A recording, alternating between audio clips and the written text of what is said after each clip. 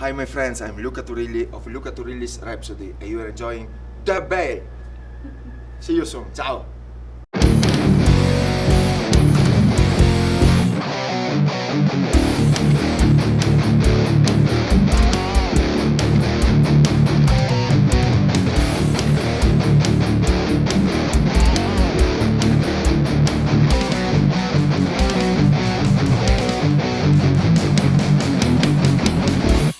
Rhapsody, hi, welcome.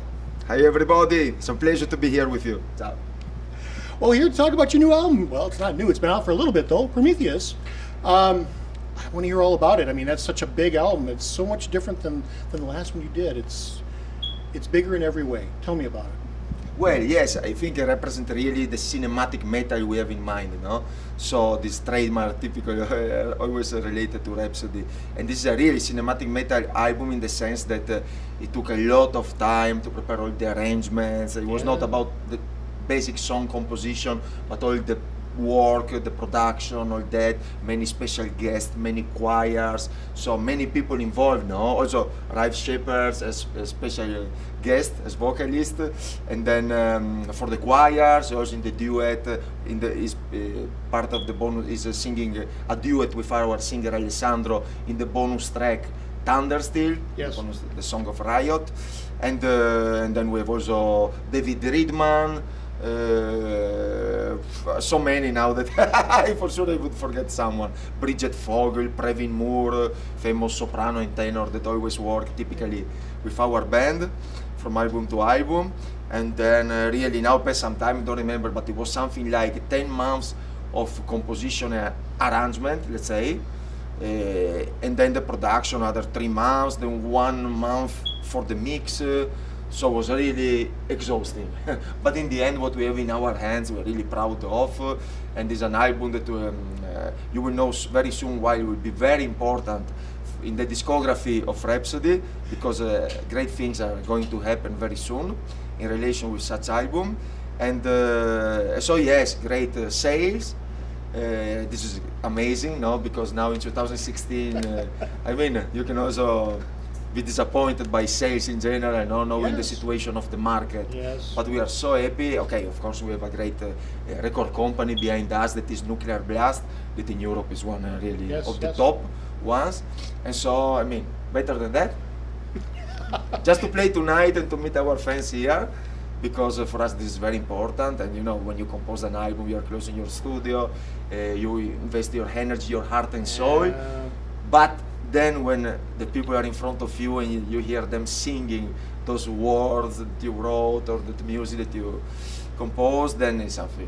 Well, it certainly is the payoff for the band to actually get out there, because I know you get in the studio and as you said, you're kind of sequestered and you don't really know, you believe that you're writing the greatest album that you've ever written, and then it's proven to you when you get up in front of that stage. But you know what, first of all, we don't make self-service music. This is very important, It would be very easy, What we do something to please the people. Yes. First of all, we satisfy our heart and soul. Yes. And then we are pleased if the people out there, they get the same amount of energy we invested in producing such album.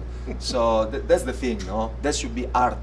No, self-service music is not, otherwise we would do something like David Guetta, like some other stuff, just to make money. Yeah. But my purpose is not really that. So our intention is really to give emotion, and the music of always through Rhapsody music we want to transmit such kind of message related to positivity, to underlining such important values as love, respect, things like that, what is fundamental for us, for the evolution of for the human being. So in some way this is what we want to do, and we are pleased just to see then that people get this and then transmit back the energy when we meet them during our shows. Absolutely.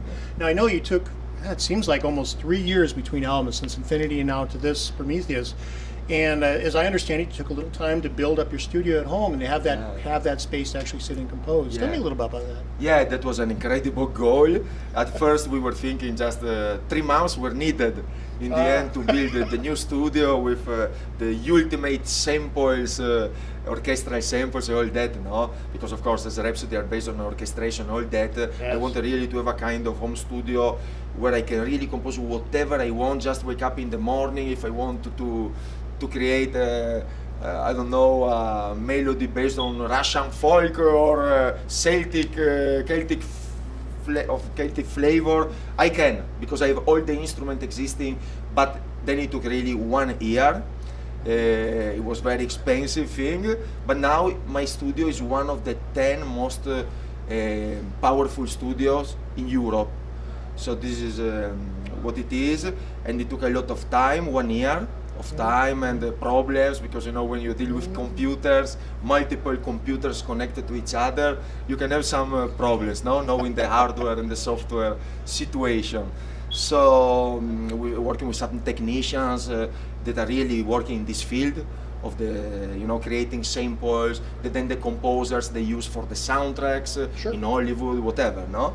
So yes, we did that, and it took 1 year, but then now finally we can use that stuff to compose a Rhapsody music and to arrange it.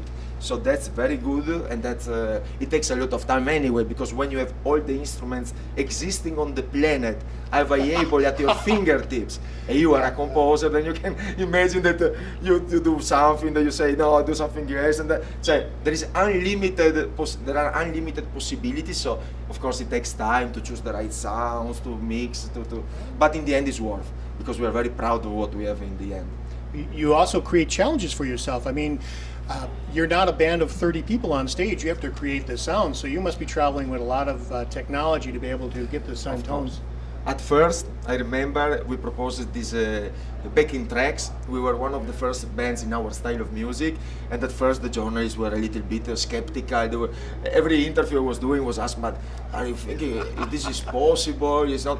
Then after Rhapsody, all the bands now are very big, like Nightwish, like Within Temptation, like all the big bands that succeeded during the years, through the years, they are using the same. So now it's kind of normal to have such technology following you, you know? Yes. So for us, it's the same of 20 years before. So it's just a lot of stuff, backing tracks, like that. Of course, in Europe, we would like to satisfy sooner or later our dream of performing with a real orchestra. You can imagine that for us, this is an artistic goal that is very important.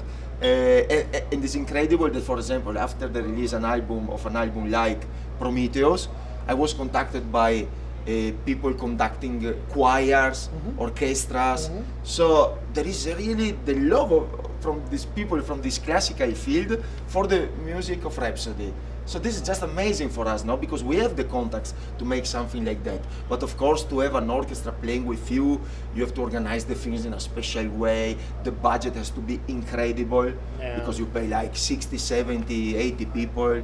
So you can imagine, no? Lots of planning, and I think you need a choir too. Yeah, absolutely, on top. So if you want something like 150 people, you can imagine some counts and understand which can be the problems. But of course, this is a dream that stays, because every time we are very close to the possibility of doing that. So I'm very optimistic for the future. From what you just said, I'm optimistic too, because I think that'd be a great DVD. It'd be fun seeing you guys and doing that. Yeah. Absolutely, absolutely. Yes. So you're the guitar player in this band, but you don't see yourself as a guitar player. You're more of a composer these days. You do most of your work on a keyboard, and of course, oral orchestration. You need to understand all the other instruments and what they're capable of. Yes. Do you miss the guitar? But you know, it's very strange. I don't miss because I don't have the time. So in some way, you know, the fact is that, for example, you calculate the last year, I played guitar, really taking the guitar on me and playing it just for the pleasure or to compose something because I needed for the album, like that, 3-4 weeks in 1 year. So that's not really the ideal, no? But I'm lucky because playing the keyboard, when you have to compose for whatever other instrument, so 90% of your time, like you said, you spend it on the keyboard. Of course, the fingers, you don't lose the agility, the strength, no, the rapidity. Yes. Yeah. So in the end, this is also good for the guitar. Then when I take back the guitar after 5 days, I'm like I had the same level of the year before. when I embraced the guitar before. So in the end, it's not. For a moment, I'm still quite young, but it's okay. It's not a big problem. Let's see in 10 years from now. But I mean, we'll see. But of course, yes, it's not the ideal.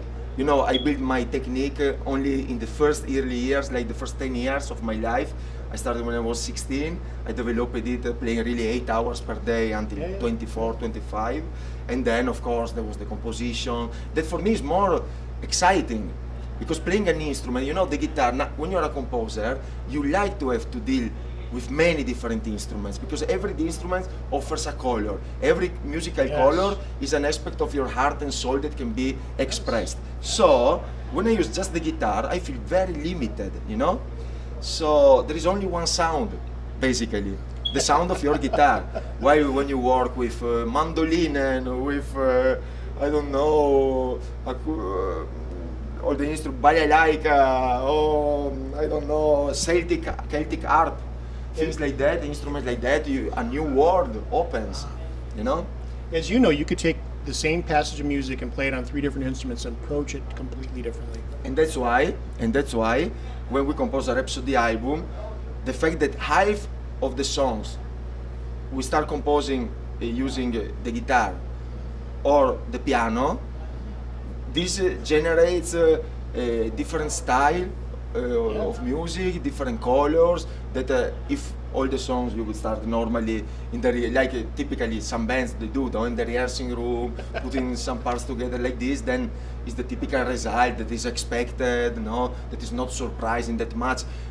Also on the evolution of the chords, things like that. But when you start with the piano, the change of tonalities give you a different feeling than when you make such changes on a guitar.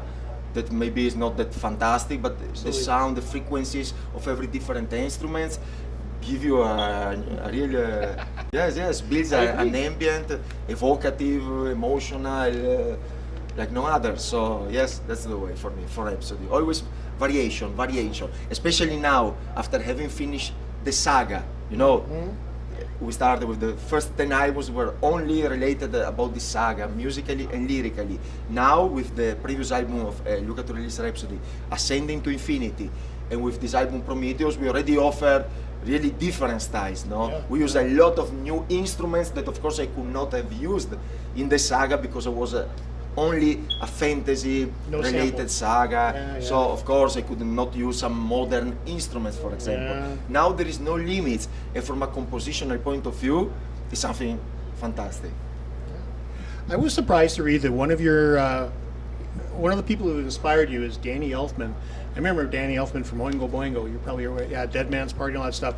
But I think today most people know him for his composition with cinema and movies. And I understand now what you're talking about as far as Rhapsody and the cinematic values of the music you're doing, and then finding him as inspiration. Yes, Danny Elfman was the first, so it remains in my heart, you know, because it's the first time I discovered a soundtrack listening to the one of Batman, the first Batman of Tim Burton.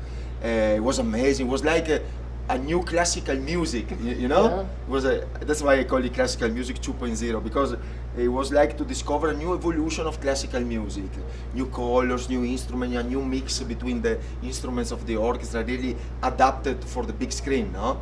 And from that time I discovered the world of the soundtrack. I fell in love with John Williams. You can hear, for example, in the track Prometheus, the title track, that there is this clear influence in the intro. And then I mean Hans Zimmer. You can hear also in this the Astral Convergence, this part, this section of our album. There is a little bit of Hans Zimmer kind of typical style of composition. And yes, so we love a lot of movies. We love different styles of movies. We like cinema in general, no? Otherwise we would not call ourselves cinematic metal. We would not define our music such way. So in the end, yes, this is what we like to do. And when we go to the cinema, no, like I told you some days ago, to see Captain America: Civil War, was just amazing. No, when you have some images with impact, action, and then the motion of the music behind, the fit together, match together in a great way. The emotion is incredible. That's why what we try to give through our music, no? Of course, your music fits that perfectly because you tell the story and the emotions are clear and there's so much drama into what you do. Yeah, yes, the epic aspect, no, is really related to us, to Rhapsody, since ever. I mean, the epicness, is a way, I think, to be connected to the spiritual side of life, no? This kind of searching for always the most majestic impact, the most epic, bombastic impact, is really to search, to connect, let's say, with the primordial energies, no, of the creation in some way. Yes, I'm serious about that. Yeah. So, really, no, we get this because we breathe, we love life like this, and you cannot transmit in another way, no, such incredible message of positivities. The music, after all, of Rhapsody is a hymn to life. So that's why when we transmit such message in an emotional way with this impact music, I think the listener gets it really well. As we know, music is timeless. It will last forever, and a demonstration of that is you've borrowed a little passage from Chopin in this record. Yeah, Nocturne. Yeah, tell me a little. Yes, but there are some songs. Apart Chopin is my personal favorite composer, no? Yeah, I also play piano, so of course the pieces of Chopin are fantastic, no? Really romantic, passionate, dramatic, and so on. So they really fit with our vision of music, and the cover, let's say, of the new arrangement, let's call it like this, of the Nocturne, no? In E minor is really, when you listen to the piano piece itself, you feel that you just need to add a electric guitar to make it really, to update it, no? Yes. With all the respect, because the original version is amazing already, no? Yes. But you can update it, no? Propose it in with another dress, with another color to the new generations, no? And it's great, no? Because maybe doing like that, you can get some people getting closer to the music, to the great music of the classical masters. And they probably won't even know what they're listening to. Yeah. That's good. As I understand it, this is Rhapsody's first official tour of America. How are you enjoying it? Is it a good opportunity for you to get out and see a little bit about what America is? Let's say we played already a support of Manowar with Rhapsody as a Rhapsody of Fire in 2005.